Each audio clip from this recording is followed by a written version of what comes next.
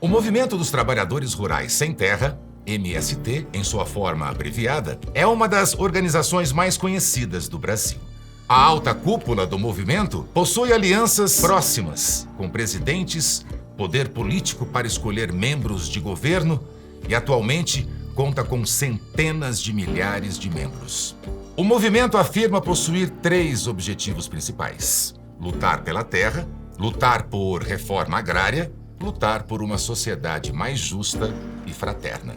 A liderança inicial do movimento era composta por trabalhadores rurais, ativistas e intelectuais, com destaque para João Pedro Stedley, que hoje é dirigente nacional do MST. Nós surgimos a partir de movimentos orgânicos para que os camponeses oprimidos do Rio Grande do Sul não tivessem que ser exilados do seu estado. Surgimos como União de Camponeses Brasileiros que desejavam a reforma agrária. Em seu site oficial, o MST se define como um movimento social de massas autônomo que procura articular e organizar os trabalhadores rurais e a sociedade para conquistar a reforma agrária e um projeto popular para o Brasil. Outras bandeiras que a entidade afirma defender são o combate à violência sexista e defesa de políticas identitárias, a democratização da comunicação, a saúde pública e a soberania nacional e popular. Mas, eu te prometo, existe um lado oculto nessa história.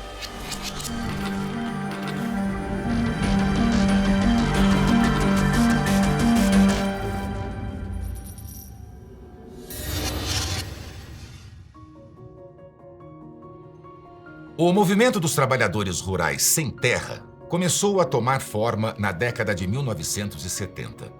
Mas foi oficialmente fundado em janeiro de 1984, com base nas lutas pela terra que vinham ocorrendo em diferentes regiões do Brasil, especialmente durante os anos do regime militar. Ao longo do tempo, o MST foi se desenvolvendo e passou a atuar em diferentes áreas como educação de jovens, com foco em ativismo socialista, formação política, realizando lobby com membros do governo e formando futuros candidatos, produção agrícola, vendendo os produtos produzidos em ocupações, ativismo social e político em prol de pautas identitárias, especialmente LGBTQ, ideologia de gênero e cultura socialista e comunista. Um dos principais guias de ação da organização é o comunismo. Segundo artigo publicado no site oficial do movimento, o Manifesto Comunista nos inspira a pensar nossa realidade e a transformá-la. Ao longo do documento, se fala sobre a importância do pensamento comunista para o MST. E genocidas marxistas são tidos como exemplo.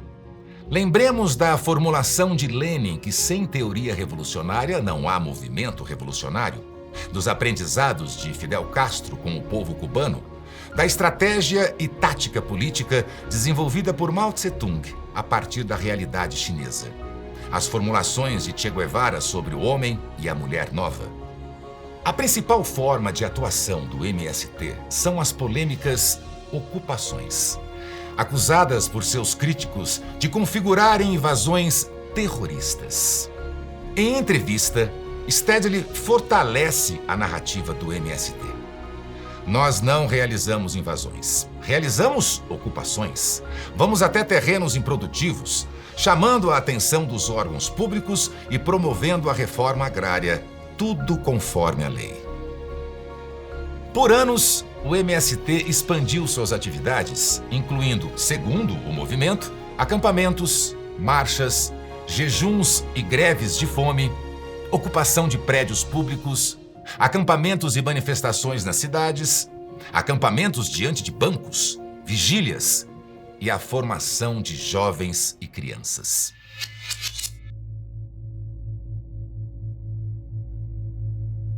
A primeira grande polêmica envolvendo o Sem Terra se deu ainda em 1990, no Rio Grande do Sul, quando o MST entrou em confronto com a Brigada Militar, resultando em uma vítima fatal.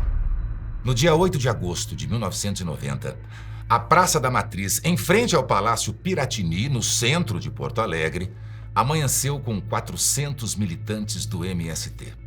Eles exigiam uma audiência com o governador. Aos gritos de ocupar, resistir e produzir, os manifestantes exibiam suas foices, enxadas e facões. Por volta das 11h30 da manhã, com a escalada da tensão, a polícia foi obrigada a intervir.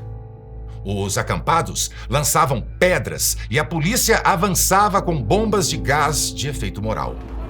Com a confusão, várias lojas fecharam as portas e o centro de Porto Alegre parecia um cenário de guerra civil.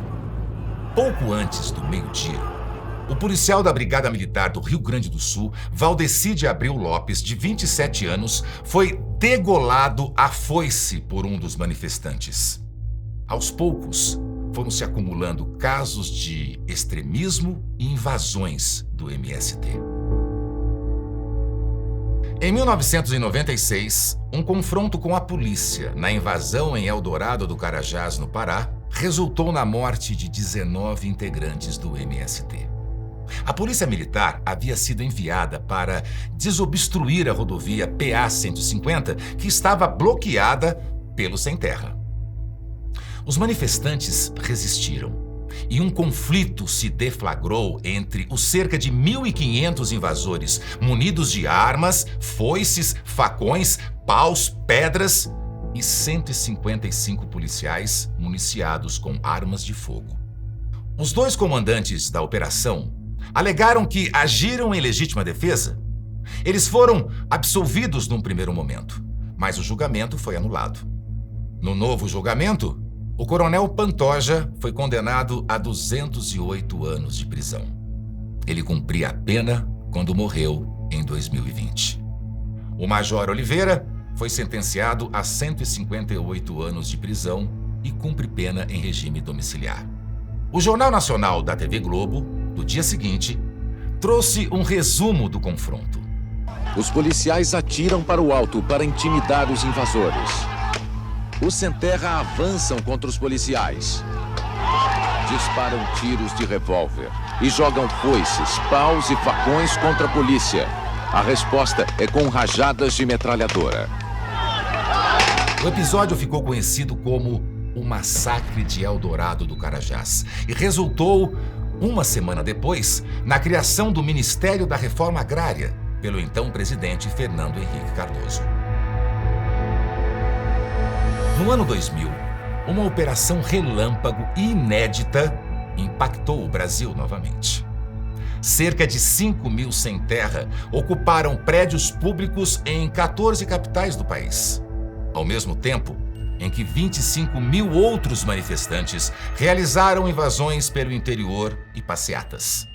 Os alvos foram as sedes regionais do INCRA e os escritórios do Ministério da Fazenda. O objetivo da ação era tomar o poder no país por meio da revolução e, a partir daí, a estratégia seria implantar o socialismo no Brasil. Em 2002, ano em que Lula foi eleito para a presidência da República pela primeira vez, o MST invadiu a fazenda Córrego da Ponte, em Buritis, Minas Gerais, dos filhos do então presidente Fernando Henrique Cardoso. No primeiro ano do governo Lula, em 2003, foram registradas 992 invasões, diferentes do governo de seu antecessor, FHC, em que houve 682 durante todos os 4 anos do seu segundo mandato. O número de invasões só caiu durante o período eleitoral de 2006. O argumento de que o MST só invade terras improdutivas se comprovou inconsistente, principalmente após 2009. No dia 27 de setembro de 2009, cerca de 350 famílias do MST ocuparam a fazenda Santo Henrique, de propriedade da empresa Cutrale, em Borebi, São Paulo. Os manifestantes utilizaram tratores da própria fazenda para destruir mais de 10.000 pés de laranja. A imagem gravada do helicóptero mostra o momento em que integrantes do MST destroem o pomar. O trator derruba tudo que encontra pela frente. De acordo com a polícia, pelo menos 5.000 árvores foram danificadas. Na fazenda, há 1 milhão de pés de laranja plantados. Os manifestantes dizem que só cortaram alguns deles para plantar feijão. Não destruímos nada, retiramos pés de laranja para iniciar o plantio de feijão, entendendo que ninguém vive só de laranja. A sede foi tomada pelos sem terra, que fecharam a entrada e picharam a portaria. Os militantes do MST ainda abriram os compartimentos onde estavam 60 toneladas de laranjas, acabando por desperdiçar toda a produção. Aqui no Brasil, os funcionários da Fazenda Santo Henrique, em Borebi, no interior de São Paulo, mostraram como a propriedade ficou depois de 9 dias de invasão por integrantes do movimento dos Sem Terra. A polícia chegou de manhã para cumprir a reintegração de posse na Fazenda Santo Henrique. Depois de 2 horas de espera, os integrantes do MST deixaram o local, mas era grande o rastro de destruição. De acordo com os funcionários, neste tanque havia 11 mil litros de óleo diesel, combustível usado para o abastecimento da frota da fazenda. Agora ele está assim, vazio. Um dos funcionários reclama que a casa dele foi saqueada. Chuveiros, móveis e eletrodomésticos teriam sido levados. Esse não foi um caso isolado. Em outra ocasião, cerca de 800 mulheres, membros do MST, invadiram as fábricas da Adama e Duratex e destruíram quase toda a produção. E mais uma vez, cerca de 1.000 mulheres ligadas ao MST invadiram um centro de pesquisa de Itapetininga, São Paulo, e depredaram viveiros com mudas de eucalipto transgênico, destruindo quase 15 anos de pesquisas.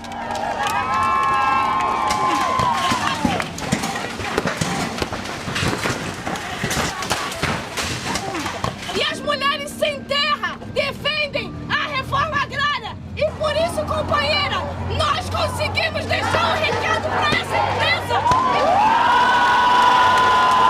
Ser uma terra produtiva ou improdutiva não parece um critério dos mais relevantes para o MST, principalmente considerando os atos em Brasília.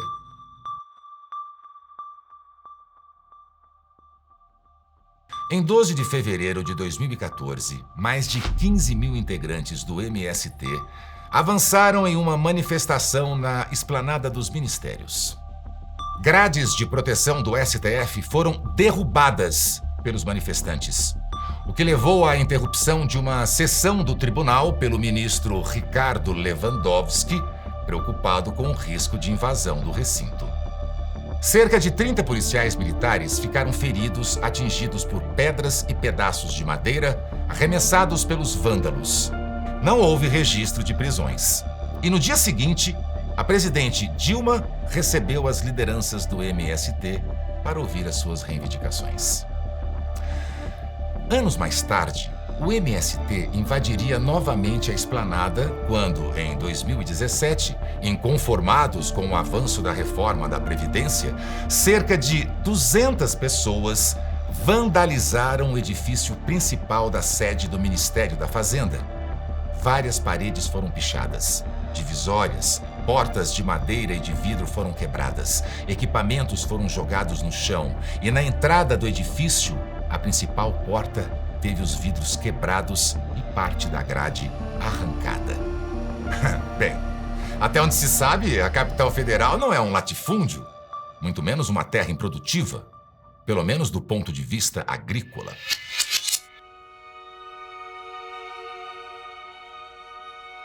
O ano de 2023 parece repetir o padrão do primeiro mandato de Lula.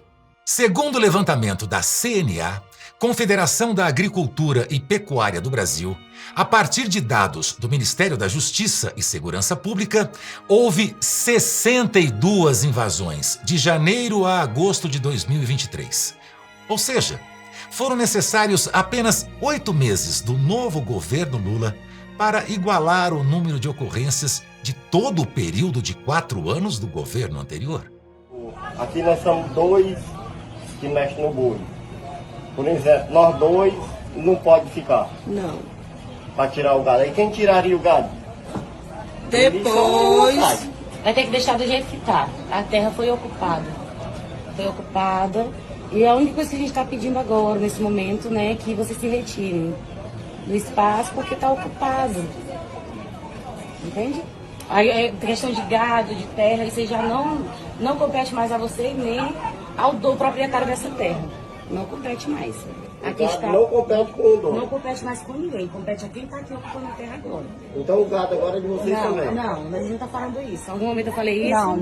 Não compete a ninguém. É isso que eu estou falando para você. A gente está só lhe comunicando que até as 8 horas você faça o favor de se retirar do espaço. Ainda em 2023, foi instaurada uma CPI na Câmara, presidida pelo deputado federal Luciano Zucco, para investigar as ações do Movimento dos Trabalhadores Sem Terra.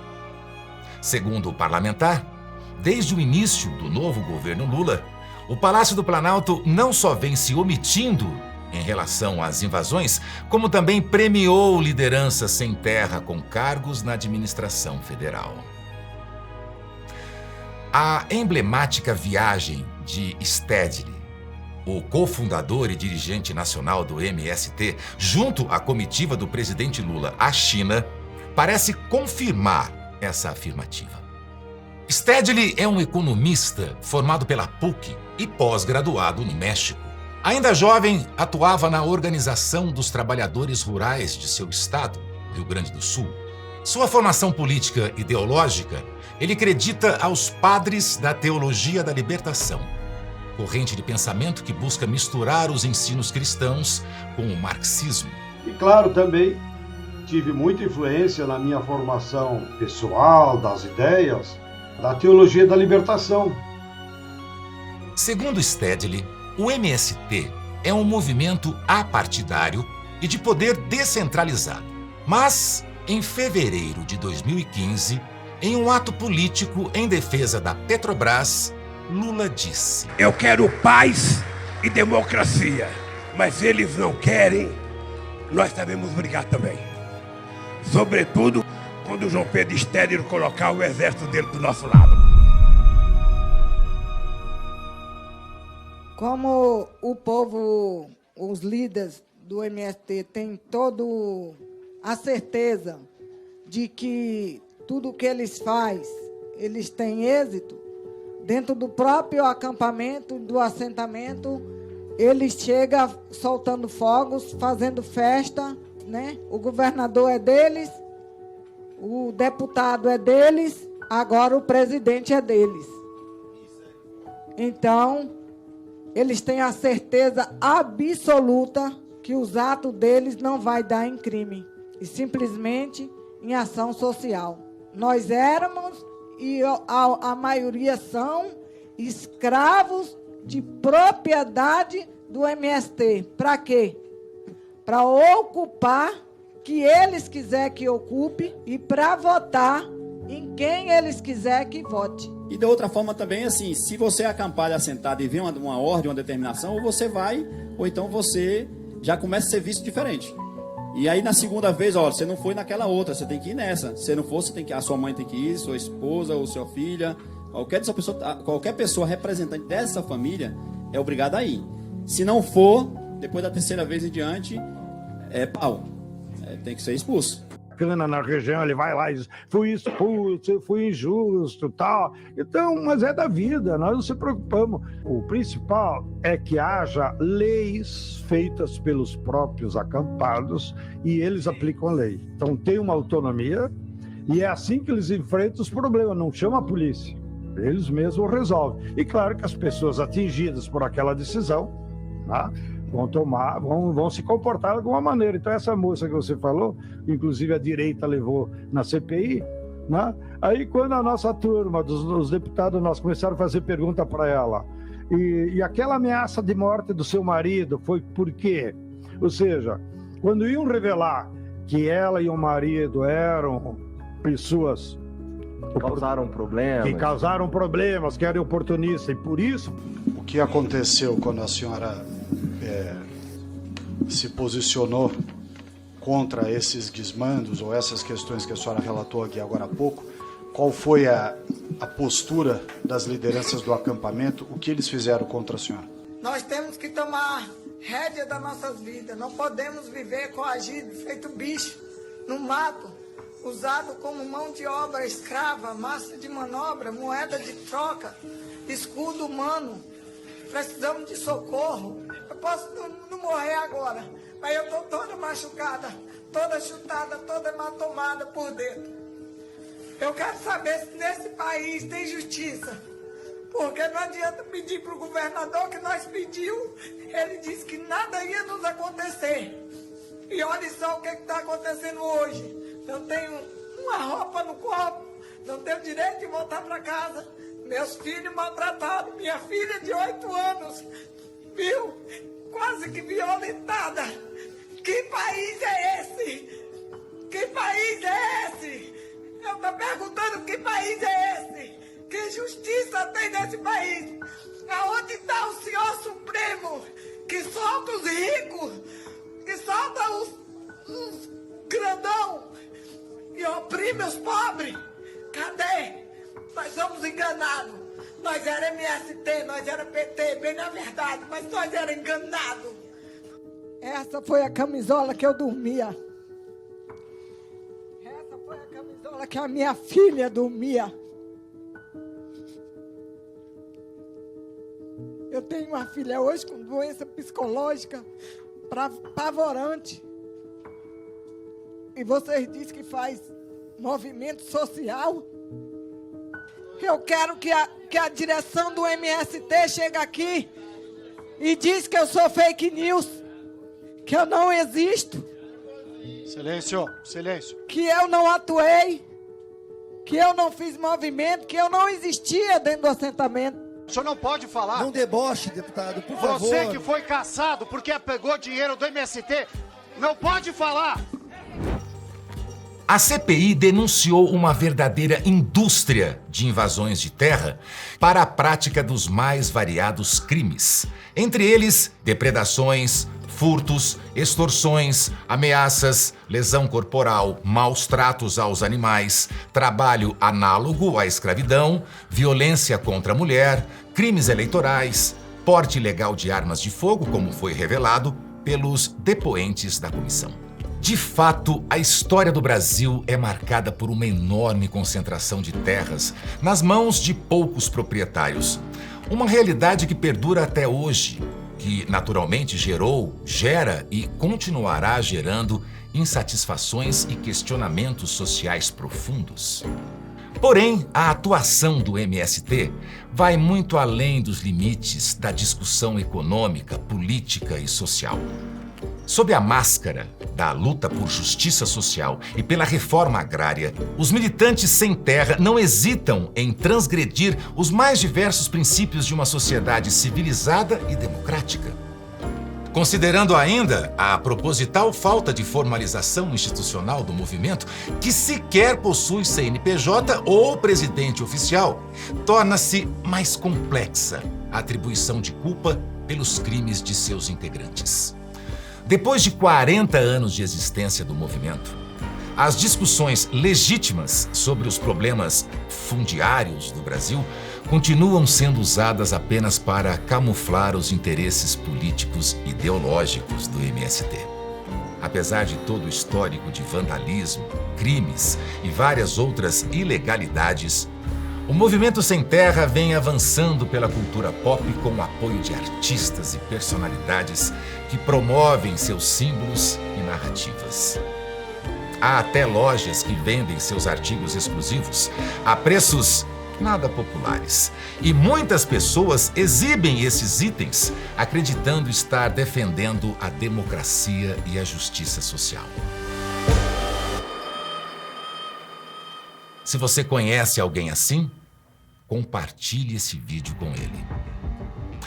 E para aqueles que acham que os seus segredos estão enterrados em segurança, nas covas perdidas da história, tenham cuidado. Pois existem 3 coisas que não podem ser escondidas por muito tempo: o sol, a lua e as faces ocultas que eu vou revelar. Quais brincadeiras deveriam ter, né? Quais apresentações culturais?